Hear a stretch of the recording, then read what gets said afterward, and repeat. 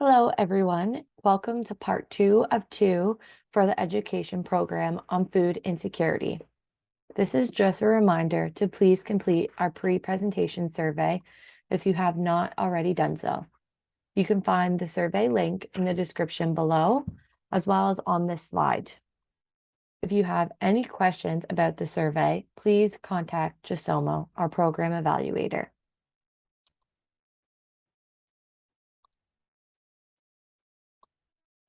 For those of you who may have missed part 1, I invite you to go back to learn about food insecurity, what causes it, and the public health consequences. My name is Candace Cunningham, and I'm a registered dietitian here at HPPH. Once again, if you have questions throughout the presentation, please write them down. Once the presentation is over, we can set aside time to have a discussion with you and your team about our experiences working with food insecurity and learn from one another. So how can we address food insecurity? The first strategy that is often used is charity programs such as food banks. Although the prevalence of food banks have increased over the years, food banks were created to be temporary. They were implemented in the 1980s as a short-term relief program after the recession. They are typically run by community organizations, faith, or charity groups. Their goal is to provide food for those who cannot afford it. Charity programs like food banks are well-intended, and they provide immediate relief for those who are food insecure and choose to access a food bank. In addition to immediate relief, they can also be used as a space to direct participants to other social services and community programs. However, food banks cannot address all food insecure households. A recent Ontario study found that less than a quarter of food insecure individuals reported using a food bank. For this reason, they cannot estimate the prevalence of food insecurity in a community. Finally, food banks can't address food insecurity. When we think of the 5 A's of food insecurity, which we talked about in part 1, acceptability in particular is not met by food bank use. For one, cultural acceptability or special dietary requirements may not be met.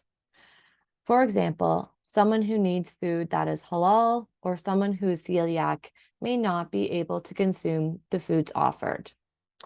Also, when someone cannot afford to buy food for themselves and they need to ask for it from a charity organization, their dignity is compromised. Research has also found that among individuals who report using a food bank, their food insecurity does not change over time, showing that food banks are not an effective solution to decrease the prevalence of food insecurity.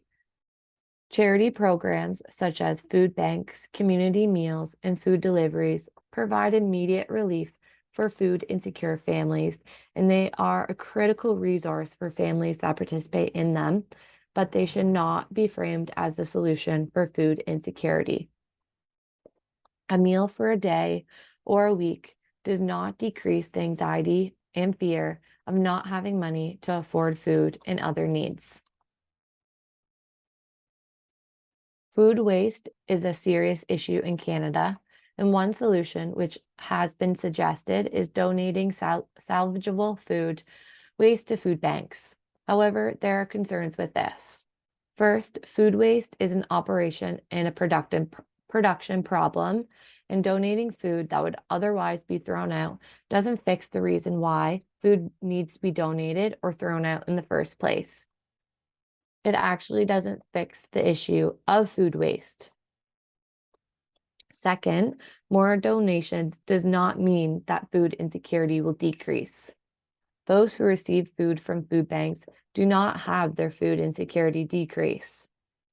Finally, there are ethical considerations when we give excess food, whether salvageable or not, to low-income families. It's hard to justify that this is a better solution to food insecure families than providing them with the means to afford food and purchase it for their family.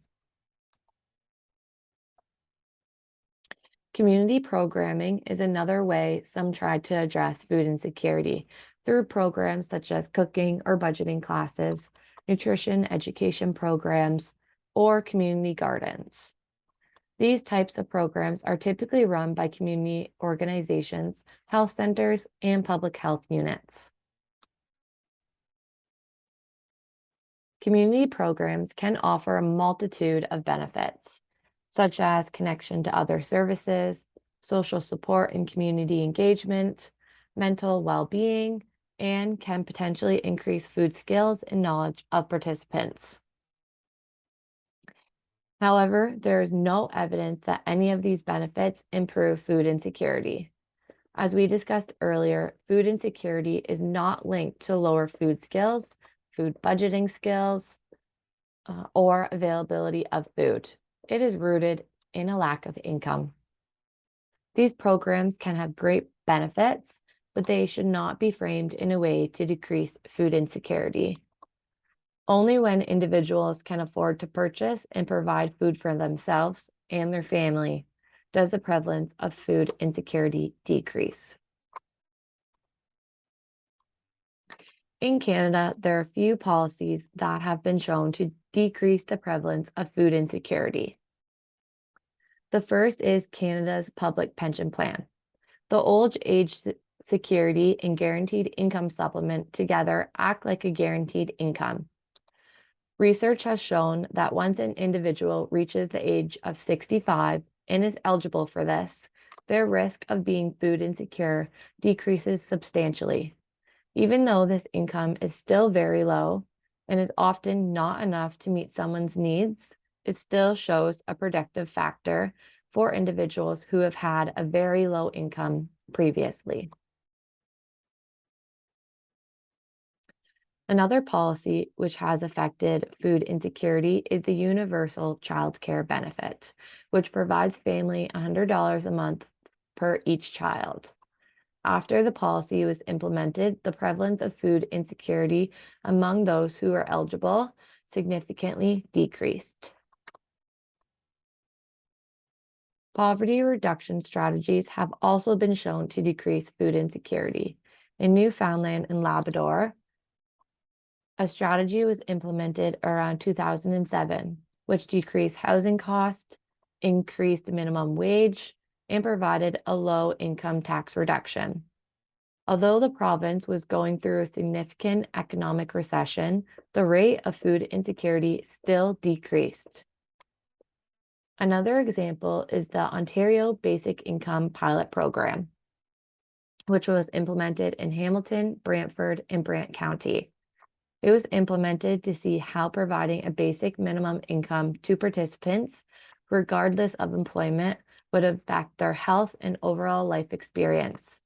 Although it was canceled after only a year, the participants experienced a decrease in food insecurity, improvements in mental and physical health, and there was even a decrease in smoking and alcohol use. Also, although there is a misconception that providing a basic income will deter individuals from working, only a small number of individuals quit their job once they received the basic income. A majority did so to go back to school or find better paying jobs.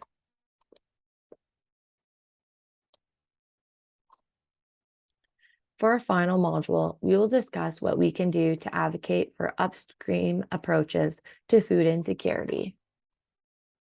So what can we do? No matter where you work in the health unit or community, we can make a difference by actively framing food insecurity for what it really is, which is the inability to afford food because of an inadequate income, and it should be addressed as such. This means our conversations, our program plans, and organization statements should recognize that food insecurity is caused from a lack of income. Whether in our organization or community, we need to take the topic of food out of the conversations of food insecurity. This is essential. If food insecurity is not accurately or consistently framed, it alleviates pressure from the government to address it effectively through upstream policy interventions. The next thing we can do is raise awareness within our organizations and communities through conversations and addressing misconceptions. The more people who understand what it is and how it can be addressed, the better we can advocate for change collectively. Finally, we can get involved in advocating for upstream approaches to food insecurity. Some examples of strategies we can advocate for include a basic income guaranteed. This would provide every person with a basic income to meet their needs, no matter their current employment. It would work similar to the OGS and GIS pension plan I mentioned earlier. A basic income would give Canadians the opportunity to improve their livelihood, their physical and mental health, afford an education, or look for a secure and safe job, and afford food for themselves and their families. It has been projected that if basic income replaced other social assistance programs, such as Ontario Works, it would be a feasible option. However, it is not a solution by itself. Other strategies that need to be advocated for in conjunction with basic income guarantee is an increased minimum wage to help working households provide for their families. This is necessary to ensure that employers do not use strategies like BIG as a way to underpay their employees. Also, if we advocate for affordable housing to be available for families to live safely while still paying for groceries and other expenses. We can also advocate for companies and municipalities to offer a living wage to workers in their community. A living wage calculates the cost of living in that community, such as housing, childcare, living expenses, and calculates what someone needs to make while working full-time to meet these basic needs. This living wage can be set as a suggested minimum wage employers in the community pay their staff. And finally, we can advocate for improvements to working standards, which is necessary to decrease the number of vulnerable workers in precarious work conditions.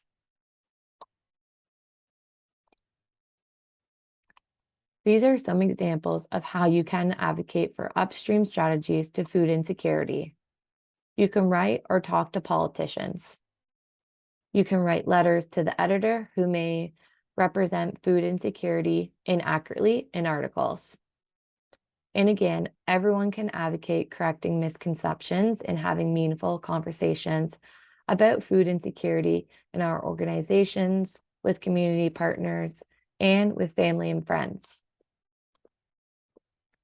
This is an example within HPPH advocating for basic income to Huron-Perth Public Health Board of Health.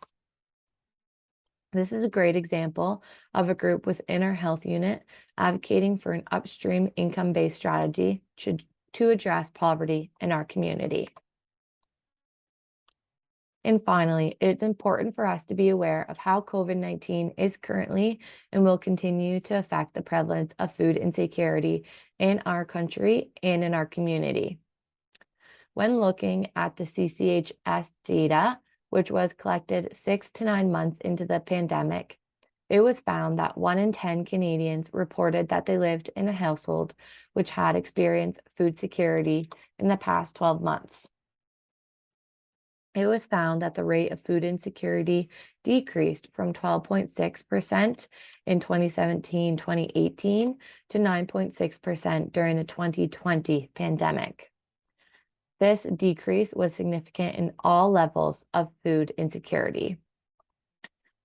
Particularly in Ontario, rates decreased from 13.1% in 2017-2018 to 9.9% in 2020.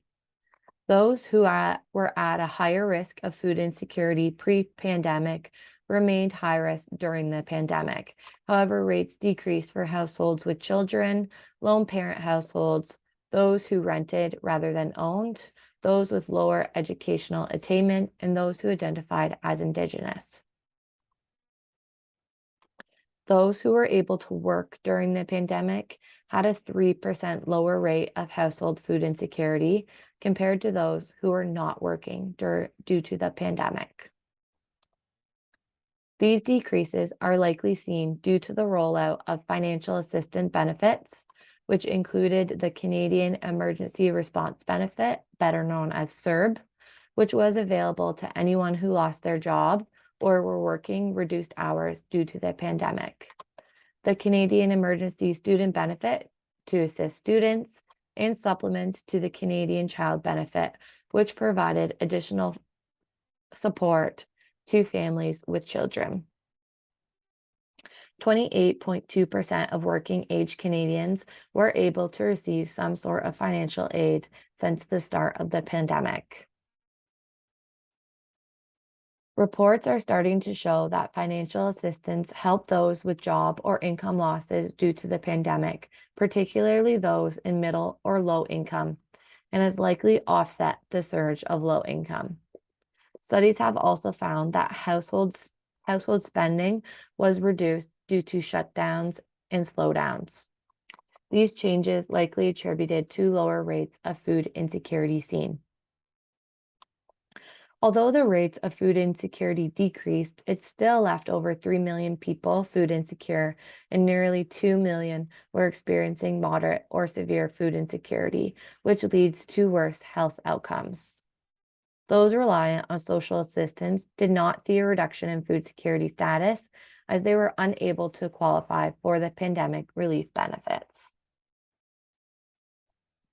Unfortunately, these pandemic relief programs were temporary, and with the increased cost of living and food seen in 2021 and now in 2022, it is important to remember that this pandemic will continue to have an impact on Canadians' food insecurity, especially those who already struggle to afford food, housing, and other living expenses.